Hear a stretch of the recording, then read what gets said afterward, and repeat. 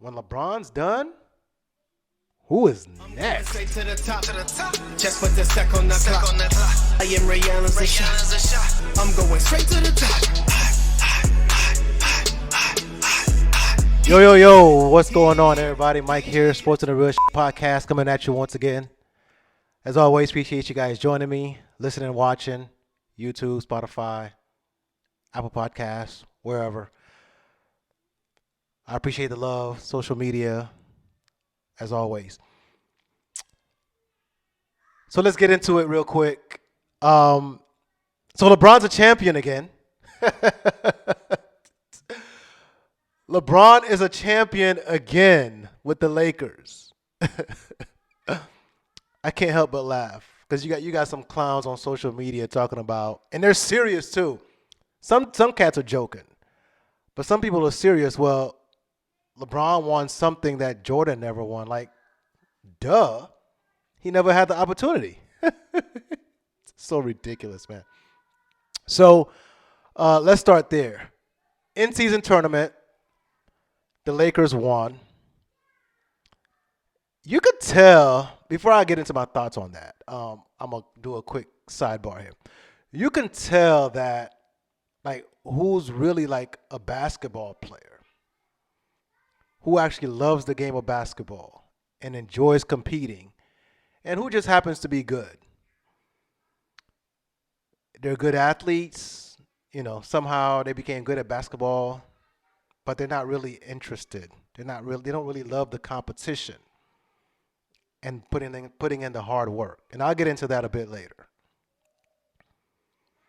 But that in-season tournament, man, the whole thing to me, it was successful. All right, so I'm going to give props to the NBA. Give props where it's due. All right, I was skeptical at first. I didn't see the point of it. I thought it was a waste of time. But I give props to the NBA because it was fun. It got dudes to compete, right? It broke away from the monotony of a long regular season.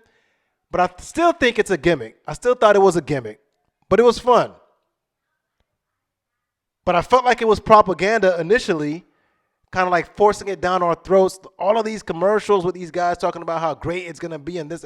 Honestly, if I'm being totally honest, it felt kind of like propaganda. It felt like how they had all these celebrities taking the COVID shot or telling us to take the COVID shot to save our parents and, you know, this and that, and to save the world and to take the COVID shots. That's how it felt to me. We get it. We get it, bro. You guys want us to watch. We get it. You want us to take the COVID shots. We get it. So it felt kind of forced in that sense. I remember one point you had KD was on TV. I forget what. It was OKC and somebody. Maybe it was the Warriors. I don't remember, on TV. And Kevin Durant was a guest on, I don't know what the segment is called or what the show is called during the game with Quentin Richardson. And KD was like, he don't really know the rules. He don't really know how it's going to work. But he sure as hell was in a commercial promoting it. And he even at the very end, the finals, Doc Rivers was like asking questions as if like he didn't know what was going on. Like, do the points count? Do the wins count? Like, bro, you're supposed to know this. You work for the league. What you mean? What do you mean? Do the wins count? Do the points count? Do the stats count? I don't know. So it felt like propaganda. It's very gimmicky, but the NBA had to do it because it can't risk any more of these regular seasons where dudes seem uninterested. But honestly, in my opinion, and I'm going to give props to the fellas on this, this NBA season has been one of the best start to an NBA season I can remember in a long time. And I don't know if it's because there aren't any more dynasties, any more, super teams where dudes feel like, well, we don't have no chance to beat the Warriors. We ain't got no chance to get past LeBron in the East. I don't know what it is, but the start of this season has been some really, really good basketball. Like there's competitive basketball every night in the NBA now. And most teams are actually a pretty good watch. I can only think of only a few teams where you're like, man, I can't watch these dudes. Unfortunately, as a Bulls fan, the Chicago Bulls are one of the teams where I can't stand watching them. They're just lackluster, no energy. They don't look like they like each other. They don't look like they like the coach. Like most of them look like they'd rather be elsewhere, except for a few cats, really the young dudes, who look like they actually want to hoop and want to compete. But some of these vets, I ain't going to say no names, the Bulls got to break that team up. They just do. As a fan, the Bulls got to break that team up. That team's not going anywhere. They don't look like they like playing with each other or for the coach, whatever it is. Billy Donovan. But outside of that, right, outside of a couple teams where you're like, man, I can't watch these guys, the NBA season has been really good to start as compared to other seasons. So I'm not sure that the in-season tournament was really necessary. I guess Adam Silver didn't really know what was going to happen to start the season, right? He assumed it was going to be like previous season, so he was like, man, we got to do something to get these jokers to play. Stop chilling on the bench when they're not hurt. Just taking days off for no reason. So he had to do something. But to me, the basketball has been pretty good, whether it's in-season tournament or not. And if you ain't been watching, you should. Like, these dudes been hooping, and they've been competing. So I appreciate that. But anyway, the in-season tournament felt real gimmicky. To a lot of folks, right, it probably felt like March Madness. And the players kind of played like that, right? The one and done, elimination type of thing, single elimination. The players played like that. Probably reminded them of their AAU tournaments, since many of them, just got out of AAU a year or two ago, AAU tournaments. And they played like it, right? The thing is, a team like the Pacers, they can get away with that for the most part. It get playing against most teams, right? This style of, we're just going to, and honestly, the Pacers been playing like this the whole season. But in the in-season tournament, the Pacers can get away with playing like, we're just going to run as many points, take as many shots as quickly as we can. Like pick and roll, pass, shoot, and play no defense.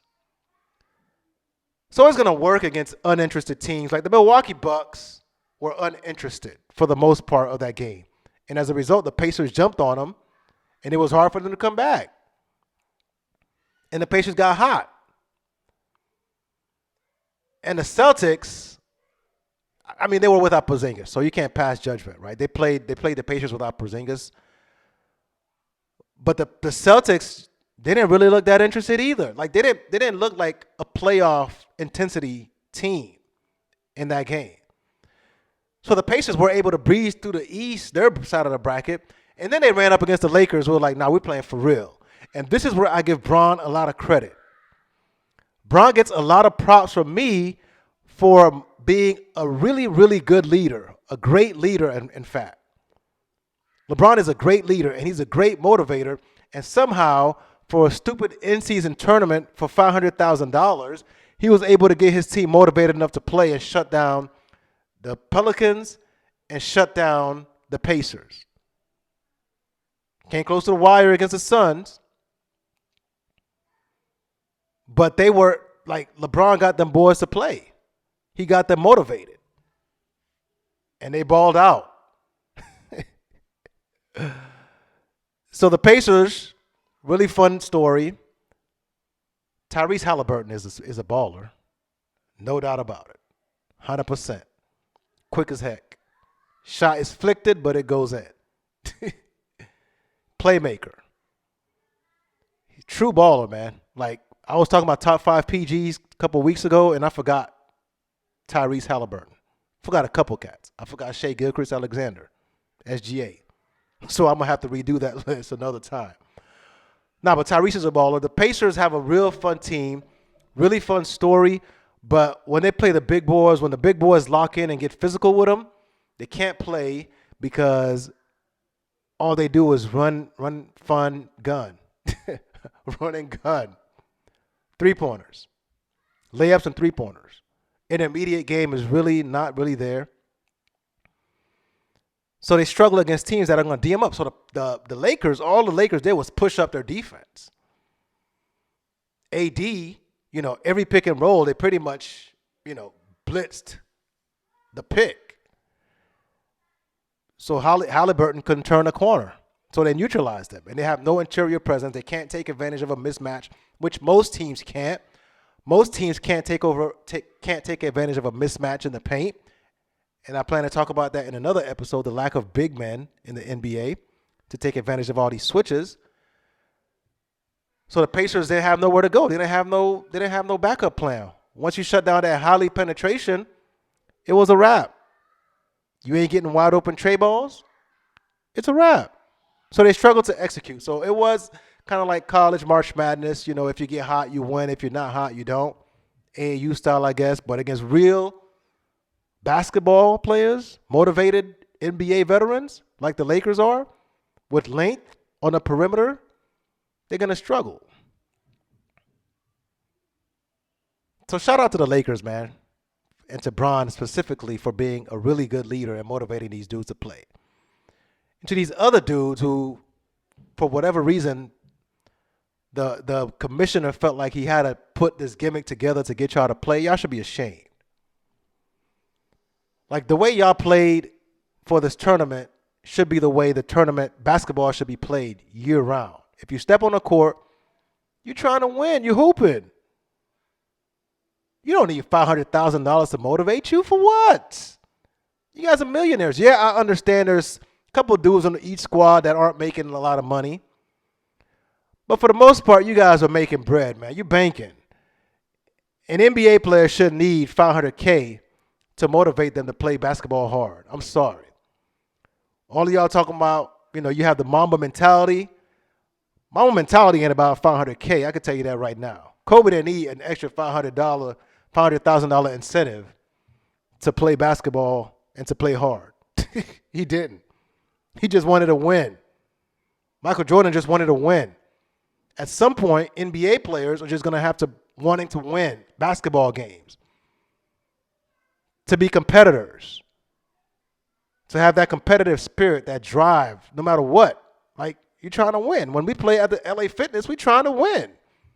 We don't need extra cash to motivate us.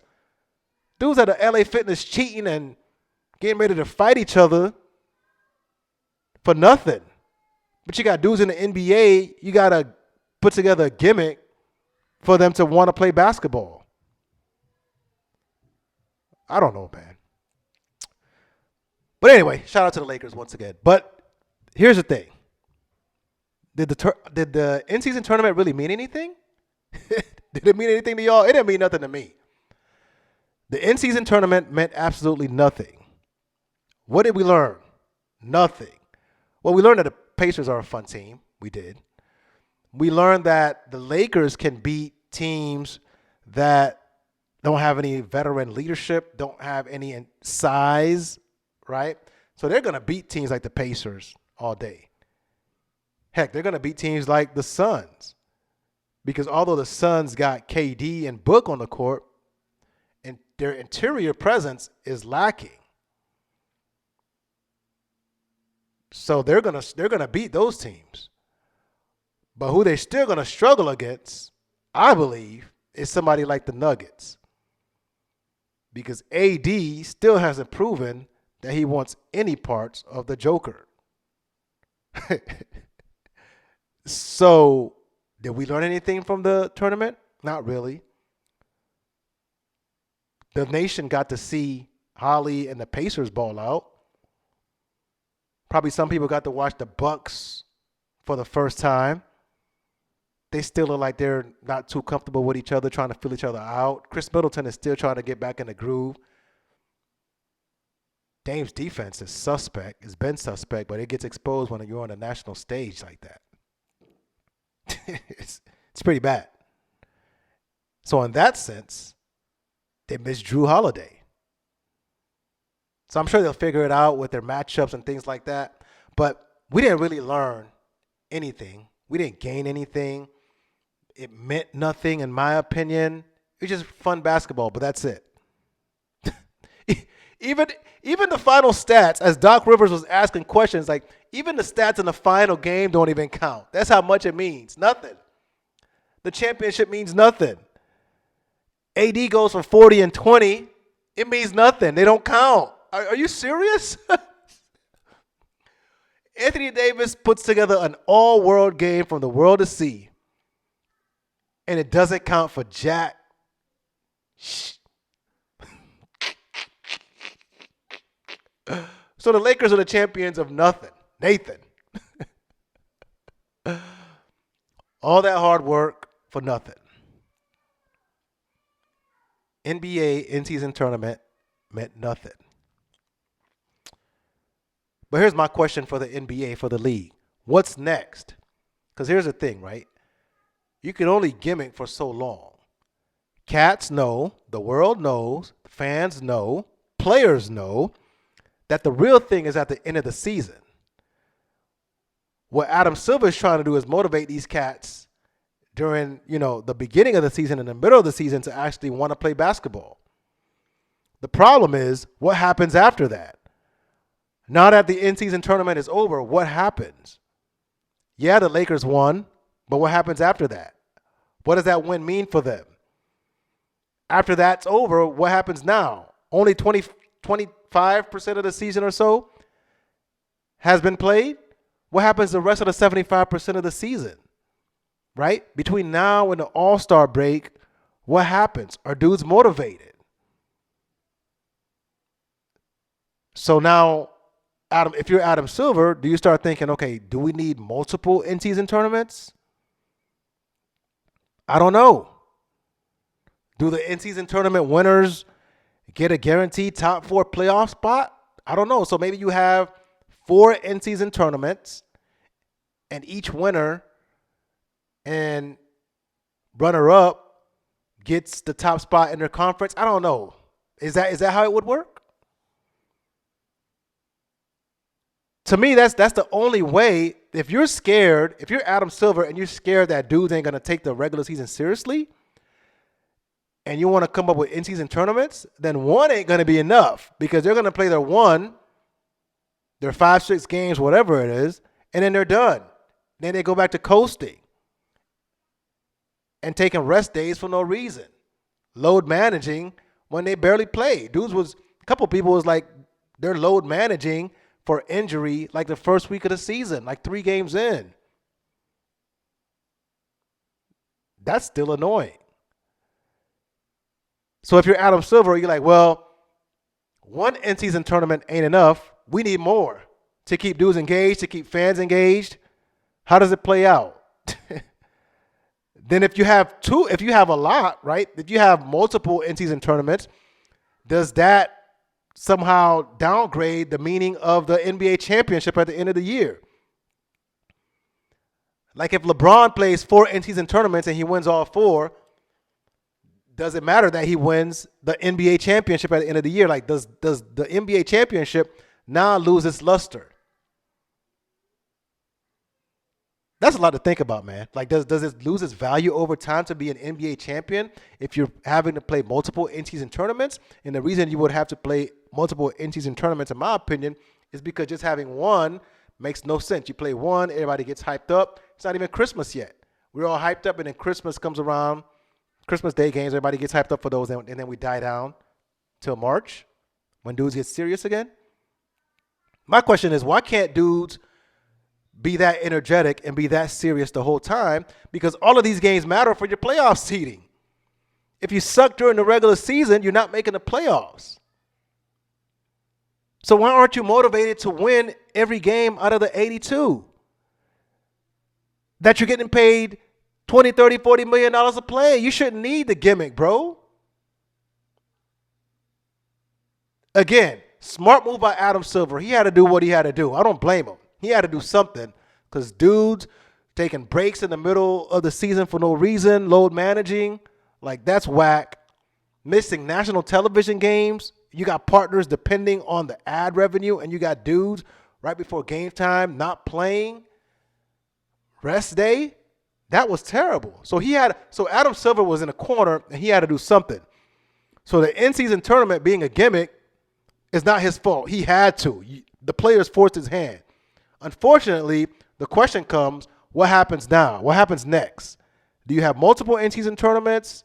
Do you keep it as it is and just you're okay with the lull between now and March when dudes decide to play for real again, when the playoffs get close?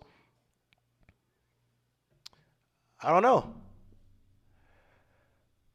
I don't know, man. But yeah, the Lakers are the champions of nothing. That's so funny to me that the stats don't count. You did all that, and they say, hey, the stats don't count. You just get a little medal around your neck, a little trophy, $500K. Yeah. So here's my opinion on that. The in-season tournament, not only is it being used to motivate guys to play, it's masking a deeper issue in the NBA, I feel like. The in-season tournament is masking a bigger issue that Adam Silver has to respond to. Not just competitive regular season games, but it's the lack of megastars. The LeBron, the Durants, the Currys that everybody gathered around the TV to watch. We don't have those anymore. When those guys retire, the NBA is kind of assed out, if we're being honest. When LeBron's done, Durant's done, Curry's done, but really, especially LeBron. Like when LeBron's done, the NBA got a big hole that they don't know how to fill. The NBA has a hole that they don't know how to fill. So now the question is going to be, is the NBA going to become a regional sport like baseball? That's the last thing the NBA wants. That, to me, is the reason for an in-season tournament. It's not just because they want these dudes to compete every night. It's because the NBA fears that fans aren't going to know these guys. The world, right, is not going to know these guys on a scale of a LeBron, on a scale of a Michael Jordan, on a scale of a Kobe Bryant. Basketball is going to become a regional sport like baseball. People say baseball isn't popular. They don't get the TV ratings nationally, which is true. But locally, baseball does numbers. Fans of local teams watch baseball games. And the NBA does not want to become baseball. They don't want the only people to watch Luka Doncic is Dallas Mavericks fans. But the problem is the league doesn't have a megastar ready to replace Bron. So they're loving the fact that LeBron wants to play till Bryce gets in the league. Because they're scared as hell LeBron's going to retire and they don't have nobody to fill it. They don't have a megastar. They have stars, maybe even some superstars. Luka's a superstar. Jason Tatum's a superstar, I think. The Joker is definitely a superstar, Joel Embiid, but they don't have the megastar that makes everybody stop what they're doing on a Saturday night to come watch. They don't have that.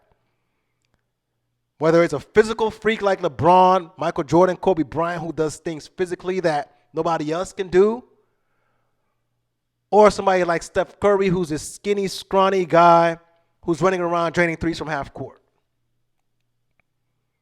So when those guys go, the league is like, ooh, we got some good players. We want to showcase them. But we don't have that draw anymore. I really believe the NBA is scared of that. So as a result, they got to do these things to showcase the talent, to make these dudes want to play their best, and showcase them in the middle of the season so that fans can see, hey, look, there's actually these stars here I want to watch. Because right now, and the league knows this, the NBA knows this, ask baseball, you're competing against football almost every night now. People rather watch the Cleveland Browns play the Jacksonville Jaguars or some stupid game like that with backup quarterbacks than watch an NBA game. And the NBA hates that. They're scared of getting to the point where they don't have that star power anymore. Even after football season's done, even after the Super Bowl, the NBA is afraid that they won't have any more mega stars to attract people. So Adam Silver is thanking his lucky stars and praying to the gods that LeBron was able to motivate the Lakers enough to go win a championship in this in-season tournament. Because otherwise, people wasn't going to watch, man. And that's why I talked about this a couple weeks ago. The NBA, believe it or not, I don't care what they say, they had to get this dude Wemby in San Antonio so they could make sure he develops, make sure he stays on the right track and becomes this megastar that'll hopefully open things back up and bring in new fans like LeBron did and Curry did. Because otherwise, they're going to keep having to have more gimmicks to showcase their talent, to get their talent to play. Like people like LeBron, the league didn't have to worry about making LeBron play. LeBron was self-motivated. He was self-motivated to play. Kobe Bryant was self-motivated. These dudes were driven. Michael Jordan was just driven by himself to beat your chest in. The league doesn't have that anymore. These guys, they want to play basketball. They're like hooping. But the all out, I'm trying to be the best, the GOAT. Ooh. They don't have that. Joker's a great player, but Joker don't really care about the other stuff. So you can't really market this guy. He'd rather be watching horse racing or whatever he does. And part of it is the NBA's fault because they focus so long on the individual, right? As a result of Michael Jordan and his antics, right? The next generation of players was, the league tried to maximize the individual. So now fans love the individual. There is no team. So they have to have a megastar because modern day fans, they're not fans of the team anymore. Like football fans are tuning in to watch their favorite team every week, whether there's injuries or not. Star quarterback goes out, football fans are still watching their team. Basketball fans now are focused on the individual. So you got to have megastars. So the league has to have megastars. And unfortunately for them, they are lacking that megastar once LeBron leaves and KD leaves and Steph Curry leaves. They are lacking that one guy who we're like, yo, we got to tune in to watch this guy. Everybody. I'm not talking about hardcore basketball fans. I'm talking about the casuals who would probably be going out on a Saturday night. You making them stay home to watch your Saturday night game and your Friday night game. LeBron did that. Jordan did that. Kobe did that. Yo, we got to watch Kobe tonight. We got to watch Bron. What? Bron in his prime? Dudes was staying home. Your girl had to wait till another night. Basketball is missing that, man. All these young dudes, they're great. These young players are really, really good. And the league wants to show that young talent, but the old heads, remain the main draw. Unfortunately for the league, that's the problem on their hands. Yeah, they got to get dudes motivated, for sure, to play in the regular season. Stop load managing. And they have other issues they got to take care of that I'll talk about. I've talked about before. I want to talk about it again in more detail in future episodes, how to fix the league. But the one trouble they have on their hands is when LeBron's done, who is next? Not just the best player, but the megastar to build the league around. Like LeBron carried basketball. He carried the league, man. He took all the criticism. All the talk shows talked about him 24/7. Dudes made a living off of talking about LeBron. 20 years straight, dudes made a living talking about LeBron. Families living in mansions because of LeBron. So when he's gone, who's next? The league hasn't identified that person yet. Again, there's great players, but we don't know who's ready to carry the league into the next generation yet. So that's the real reason I think this in-season tournament and other gimmicks like that are going to be more and more popular with the NBA. On that note, the person who was supposed to be the heir apparent to LeBron, Zion Williamson, is problematic. What do we do with Zion Williamson, y'all? What do we do?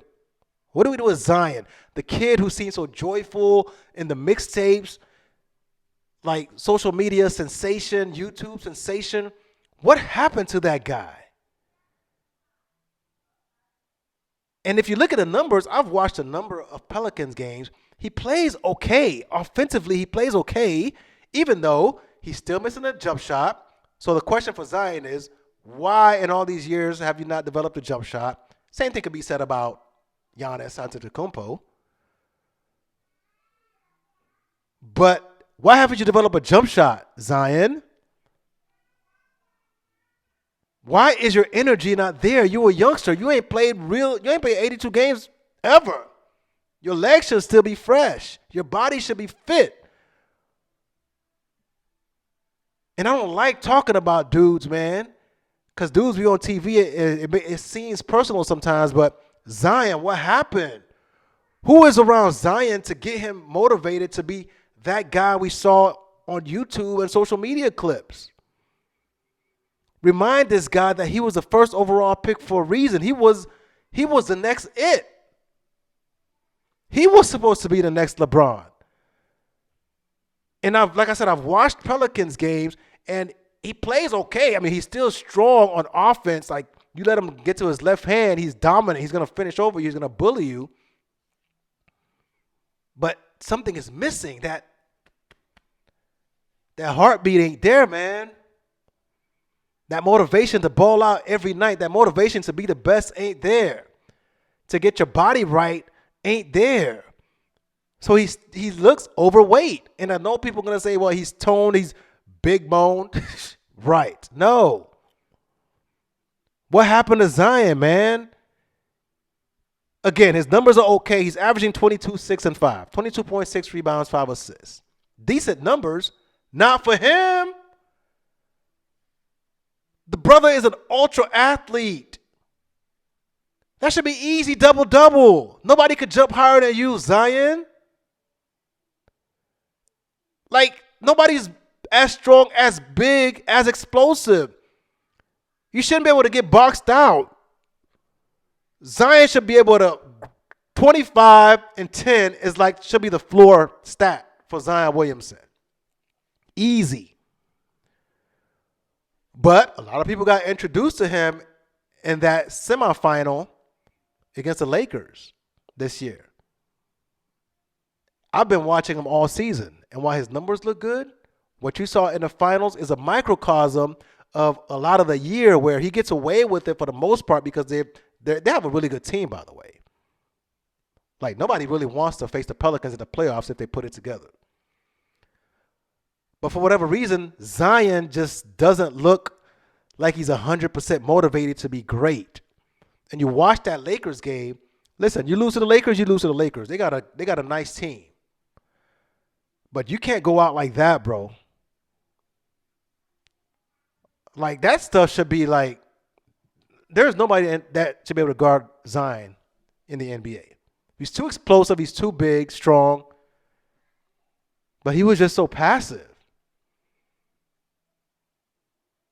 Again, I don't like to judge dudes and talk about dudes and, make it seem like it's personal.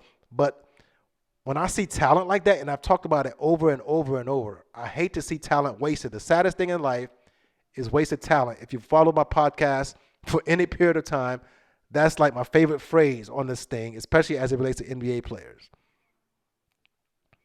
The saddest thing in life is wasted talent. And Zion Williamson is wasting his talent. Like, his defensive effort, his defensive play was straight garbage against the Lakers the other night. His intensity, his effort was straight trash. He just doesn't seem like he wants to be like that. He wants to be talked about as a great. He's okay settling. In fact, they asked him and Brandon Ingram a question, about what are they going to do if they win the tournament, the in-season tournament, and, they start laughing like, they already had plans to celebrate regardless.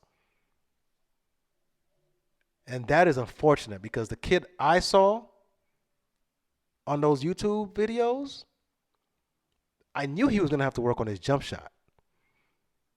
But in terms of his explosiveness, his power, this guy was supposed to be Charles Barkley 2.0.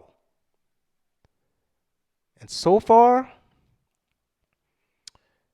whether it's injuries, being out of shape, lack of motivation, Zion just ain't it, man. He's not living up to what we thought it was going to be. And that's unfortunate.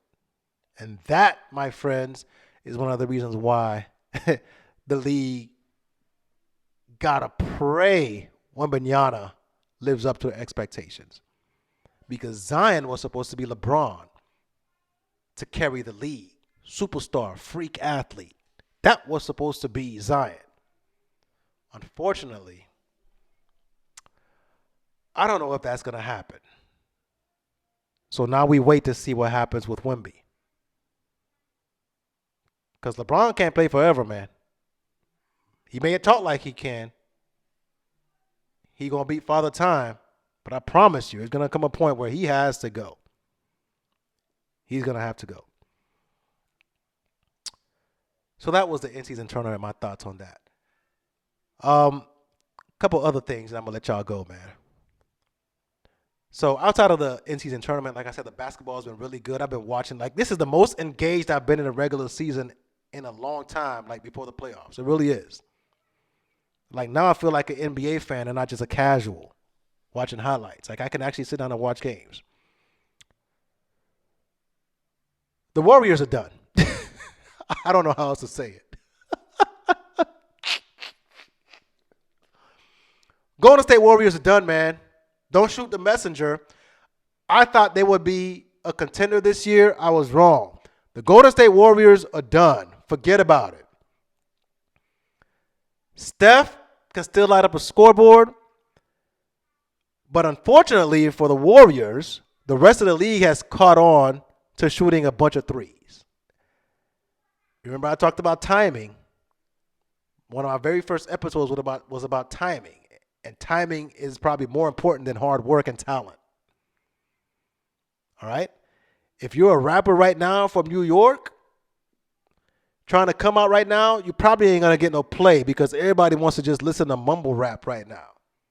So if you got the lyrics and you got the bars, you probably ain't going to make it big. The timing ain't right. You should have came out 20 years ago with Nas and Jay and Biggie. Because dudes just want to off beat. That was a sidebar. I didn't mean to go down that route. Can't understand a damn thing these dudes are saying nowadays. Sorry, you call me an old head if you want to. So timing is oftentimes more important than skill and talent. All right? And hard work even. So the Warriors had the perfect timing. The league was moving away from big men because of stupid analytics. They said the big man was extinct. They tried to get rid of the big man so you could play all small ball and Draymond could be your five. But now that the big man has returned and everybody else has caught on to small ball and everybody else shoots a million threes and makes them at a pretty high clip, the Warriors are done. The advantage that the Warriors had before, where they could shoot a lot of threes and they could play small ball and they had a bench full of veterans, is done. Their bench is a bunch of young guys who just ain't ready to hoop big-time basketball. It's Steph and a bunch of guys. Klay, I've always thought that as a shooter, even when you get hurt, you're still a shooter. Klay has more bad games now than good games, unfortunately. I don't know what's going on there. The guy's stroke looks fine. His J looks fine. It just ain't going in at the clip that we used to seeing Klay. This is 2 years post-surgery now, post-injury. So Klay Thompson is more missed than hits. So they don't have a real number two. Draymond, still active on defense, but he definitely can't be as active as he used to be. His athleticism, his ability to cover multiple spots in one possession, multiple actions in one possession, it ain't there no more. And his confidence in his shot has been gone for a couple years now. Like, it's unfortunate to say this, but my guy Draymond has reached he with us status. Those of you who play basketball, who play pickup, Draymond has reached he with us status. Like when somebody's shooting and he with us, because they don't look confident, like they want to play. I mean, I think he's shooting close to 50% right now this year. But you could tell, like, he doesn't want, like, 5 years ago, Draymond Green, that guy is gone. And athleticism, talent, and offensive mindset. Everything's just. So Draymond ain't what he used to be. Clay ain't what he used to be. The bench is non-existent. They don't have a big man. So whenever they play anybody with a big man who can compete inside, they're going to struggle. So the dynasty's over. Wiggins is back to Timberwolves Wiggins. Their small ball advantage is gone, and they don't have any size to compete with the big boys. Whenever they play the Joker, they're going to struggle. They play Anthony Davis, they're going to struggle. You had a good run, though.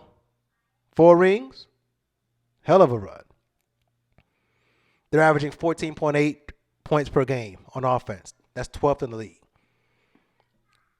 114.8 points per game. 114.4 points per game given up. That's 20th. So they're like, meh. You're going to beat a lot of teams playing like that. Like, if a team thinks they're just going to come and outshoot the Warriors, they're going to always have a chance because of Steph Curry. The brother's still lethal, no doubt. Like, the Kings, they're a great story and everything, but the Warriors can shoot. Curry can still shoot, and the Kings' defense is sus. So they're going to have a chance against teams who just want to play offense and run the ball. Run up and down the court and shoot.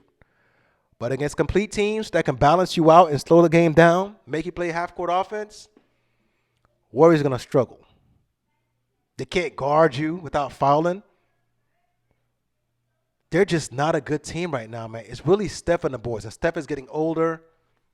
I mean, he's still in great shape, able to run around and do all this stuff, but how much can you do at his age?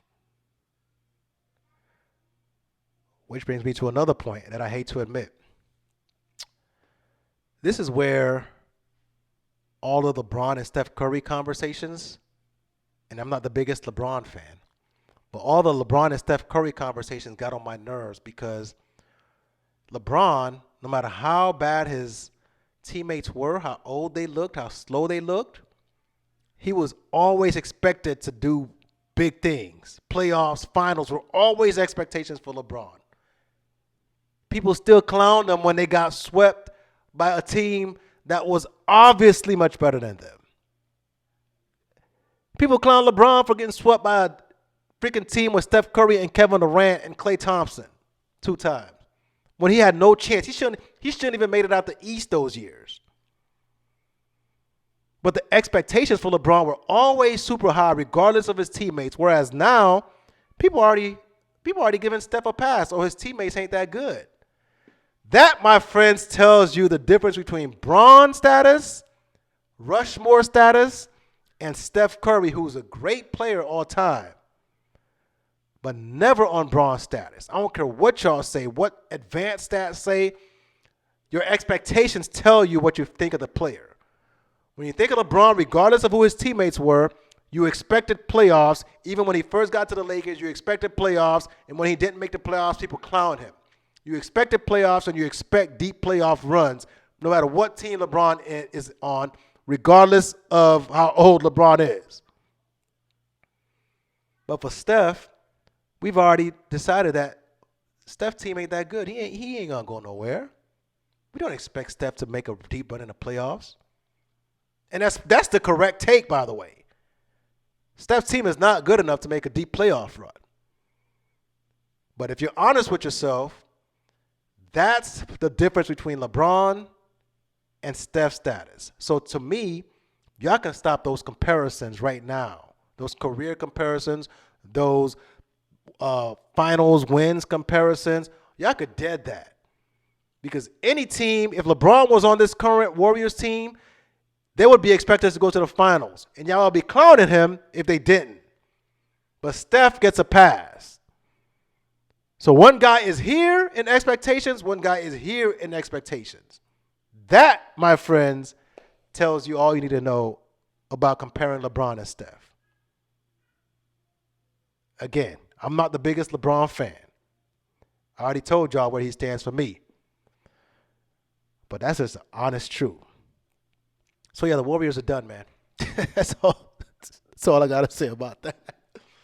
Warriors are done, and that's okay. All right, let's do some football, y'all. Let's do some football. NFL.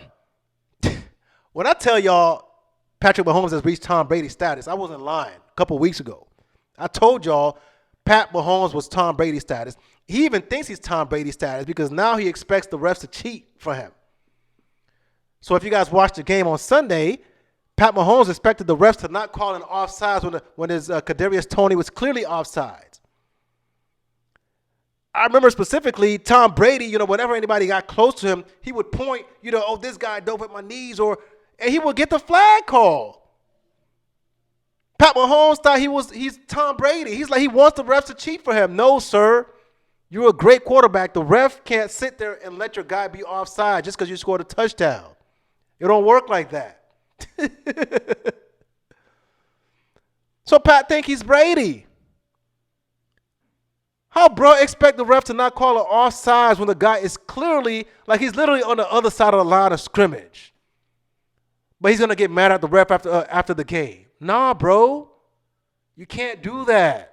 The ref can't do that. I'm surprised, honestly, the ref called that. Because Pat and them have been getting every call for the most part. It seems like it. Except for the last couple of weeks when it's kind of balanced out. Like last week, there was clear PI, and they didn't call it for the Chiefs. But we ain't going to talk about that. We're going to skip over that. No, but seriously, though, Mahomes expected the refs to cheat for him, to overlook that for him. Brady used to do that all the time as a Dolphins fan. I swear to you, we Dolphins used to tackle this guy. If it's anywhere, near his knees, he would say, hey, point at his legs like this guy, and then a flag would come out. Brady knew he had it like that, the golden boy. And Mahomes expects that. And I'm glad the referee called that. Because although there's other missed calls throughout the game, that one they had to call. And if he didn't call it, the ref didn't call it, they probably would have never came up in the replay and the highlights or nothing. So we would have never known. But I guess that restores some faith in the officiating against when we're watching the Chiefs until the playoffs when they start getting all the calls again. But that's another story. So, yeah, Pat, what did you expect? Did you expect the ref to just cheat, to not make the call? I don't get it. Bro was on the other side of the line of scrimmage. What do you want him to do, not call that? Yeah. You're not Brady yet, Pat. Other football note. Did the Eagles miss their Super Bowl window? Legit question. I'm not trying to be a troll. Hot take. Did the Eagles miss their Super Bowl window? Meaning, Jalen Hurts, they were so close last year, they were in the Super Bowl. It doesn't look like they're good enough to go back this year. Their defense is major sus. Teams have kind of figured out the O-line, and Jalen and San Francisco definitely seems to have figured them out. And now that Jalen's contract's about to kick in and be mucho dollars and taking up a large part of the salary cap, are they going to be able to afford the linemen, the defense, keep the receivers and the weapons and all that around Jalen to keep making deep runs into the playoffs. Because Jalen doesn't strike me as the guy to carry teams. I'm sorry. Last year, he went to the Super Bowl on a stacked team. This year, his defense is not that good, and they don't look like the favorites to me. To me, if the 49ers stay healthy, they should go to the Super Bowl. They got the most complete roster, the deepest team. So I ask you, did the Eagles miss their window? Is their window over for a Super Bowl? Are you comfortable that once Jalen starts making a large chunk of the salary cap, and I know the salary cap is scheduled to go up again, but are you comfortable if Jalen starts eating up a large percentage of the salary cap that he'll be able to carry a team where the defense is not full of studs and the offensive line is not full of studs, because we know Jason Kelsey is going to retire soon and injuries are going to happen. And that's the thing with football. Injuries happen. You could be as nice as you want to be, as good of a team as you want to be, but injuries happen. So if your quarterback is taking up mad cap space, how deep can your team be if you don't have the money to sign depth? And your first string guy goes out, but your second string is a big drop-off on the O-line. Now you can't block for Jalen. Because Jalen is not the quarterback to me, and I'm no quarterback expert, but Jalen is not some quarterback sitting back there in the pocket picking you apart like a Peyton Manning, throwing darts 8-10 yards. He's a guy that takes deep drops. He's protected, and he throws deep shots downfield, across the middle, 15-yarders, slants to A.J. He's not out here, Brady just picking you apart, slicing you up. He ain't like that. So without protection, I don't know where the Eagles go. So if they miss their window, their first run to the Super Bowl, if they don't make it back this year, are we confident that once Jalen's big salary kicks in, they'll be able to afford the pieces to keep going back and keep being contenders? Are we confident in that? Are you confident in Jalen saying, hey, Jalen Hurts has shown me that the team around him can be suspect, he's still going to be like that? Because so far we've seen his success with great O-lines and last year with a great defense and with great A.J. Brown. Yeah, every quarterback needs talent around them. But my argument all along has been maybe more quarterbacks than we think are in the mid-tier and not this elite guy that can carry bad talent or suspect talent. And Jalen, to me, so far, if I'm being honest, some might call me a hater. If I'm being honest, I don't know if he's shown that. So I'm afraid that the Eagles may have missed their Super Bowl championship window with Jalen Hurts. Because when that contract kicks in, I don't know if they'll be able to afford the team around him to keep contending and going back to Super Bowls. The O-line is going to get weaker. They're going to get old. They're going to get hurt. Can you afford to bring in free agents? Unless you keep drafting great, which is possible. But so far, when I watch Jalen play, I don't see this cat who's standing back there, pressure in his face, just throwing darts. He don't look like that. I'm just asking. So we'll see. Everything plays out. We'll see. All right, I'm going to get out of here on this. Fellas and ladies who watch this show, get your kids into baseball, man. There, I said it. Forget basketball, forget football. Get your kids into baseball. Because this dude, Shohei Ohtani, just got $700 million for 10 years. Damn. 700 for 10 years.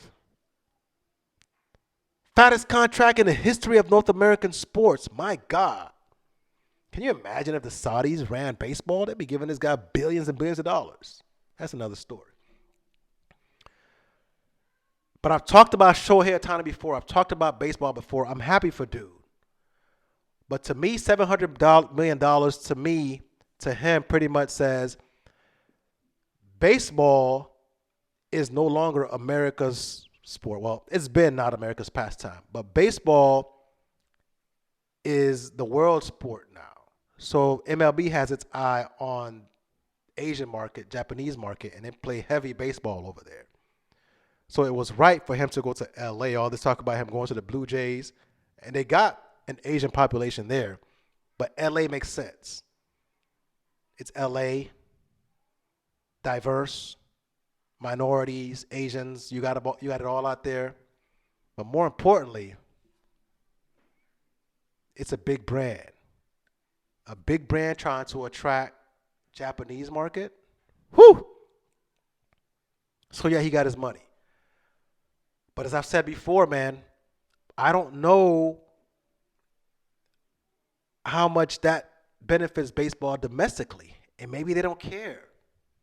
Maybe the MLB doesn't care about domestic viewers because he doesn't have the personality that Americans like to draw them in. As you're trying to compete with football and basketball, you need big personalities, and he's not like that. He's a great player, but he's not marketable in this environment of viral clips where dudes are saying and doing stuff.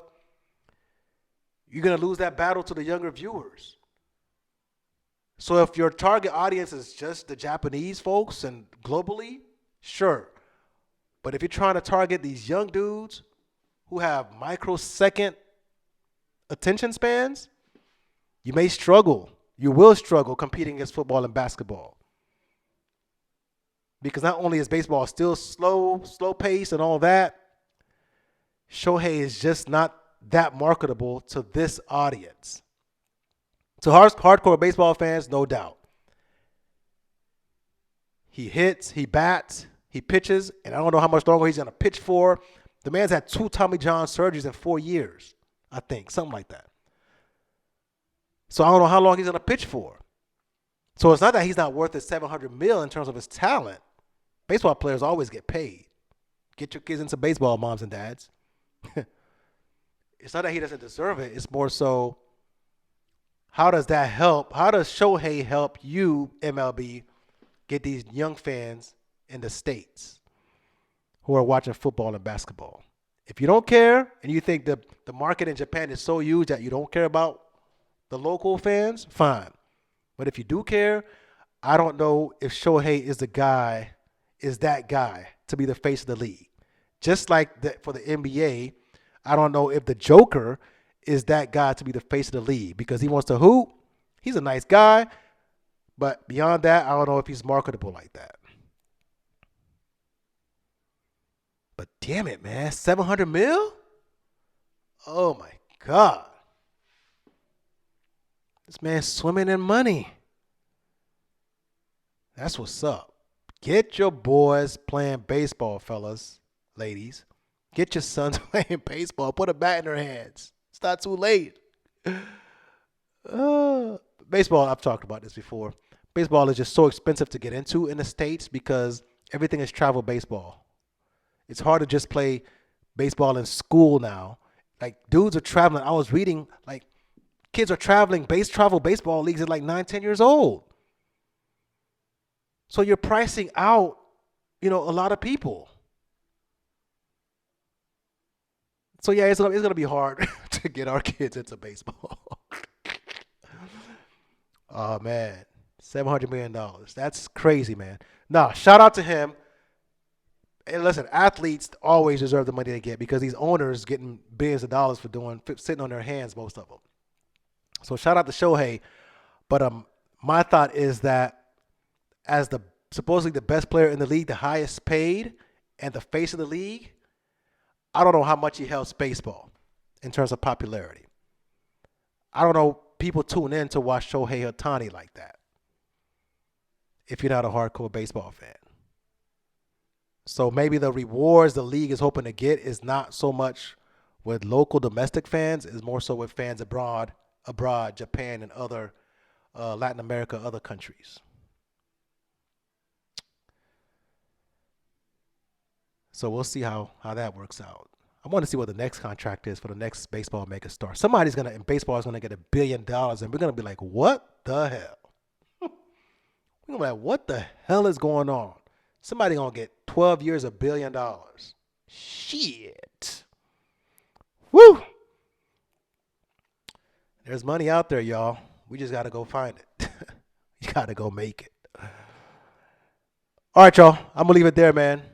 Had a good time. Appreciate y'all once again. Again, NBA in-season tournament's over. Now it's time to see who the real basketball fans are, who's still watching. I'm gonna still be watching. Football is coming down the stretch. We'll see how it all turns out. Last couple of weeks of the year, 2023. Let's close it out strong. And yeah, Ohtani got $700 million. Must be nice. But I'm going to catch you guys next time, man. Appreciate y'all hanging out once again. Mike, sports and the real shit. Peace. I'm going straight to the top. Just put the sec on the clock. I am Ray Allen's a shot. I'm going straight to the top.